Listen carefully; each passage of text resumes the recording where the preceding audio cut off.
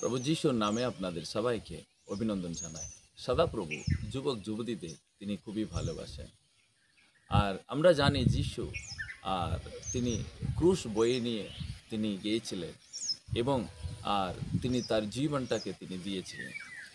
আর look পুস্তক অধ্যায় 23 সেখানে 26 পথে আমরা যদি দেখি, যখন যিশুকে ক্রুশবিদ্ধ করার জন্য নিয়ে যাওয়া হয়েছিল, তখন ক্রুশটার বয়ে নিয়ে যাওয়ার মতো তার কোনো ক্ষমতা ছিল না।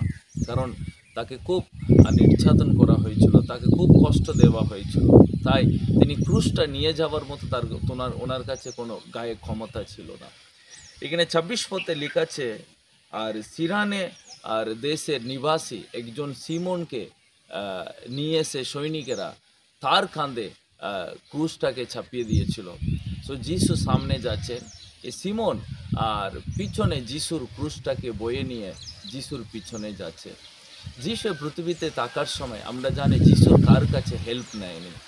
যিশু কারোর কাছে গিয়ে আমার প্রয়োজন আছে, আমাকে একটু হেল্প করো, এরকম কোনোদিনও আমরা বাইবেলে সুসমাচার পুস্তকে আমরা দেখতে পারিনি।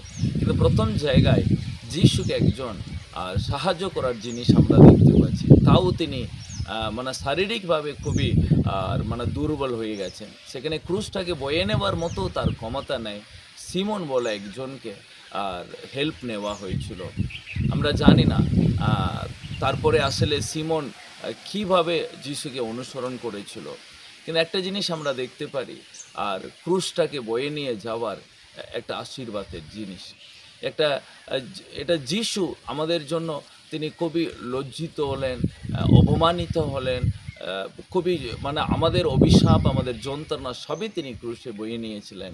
আর এই পৃথিবীতে যিশু আমাদেরকে বলেছিলেন, যদি কেউ আমাকে অনুসরণ করলে আর নিজেকে তুচ্ছ করে ক্রুশ বয়ে নিয়ে আসতে। সত্যি প্রিয়, আজকে আমাদের লাইফেও যিশুকে অনুসরণ করার জন্য অনেক অপমানিত হবার, লাঞ্ছিত হবার, লোকদের কথাটাকে সহ্য করার জন্য আমরা ক্রুশটাকে বয়ে নিতে হবে। আমি জানি একটা বয়স্ক দাদু একদিন আমাকে এরকম বলেছিল, উনি বাইবেলটা নতুন করে পড়ছেন।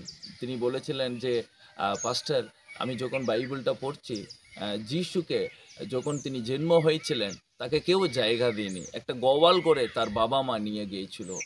আমি ওই ওই ওই ওই জায়গাটা পড়ে আমি খুব কাঁদলাম এবং প্রভুকে বললাম, হ্যাঁ প্রভু, এই পৃথিবীতে তোমাকে কেউ, তুমি জন্ম হওয়ার জন্য তোমাকে জায়গা দিইনি, আমি আমার হৃদয়টা দিচ্ছি, আমার হৃদয়ের গড়ে তুমি এসো, জন্মগ্রহণ করো। হ্যাঁ প্রিয়, আজকে যিশু আমাদের জীবনে এসে আমাদের জীবনটাকে উজ্জ্বল করতে চান।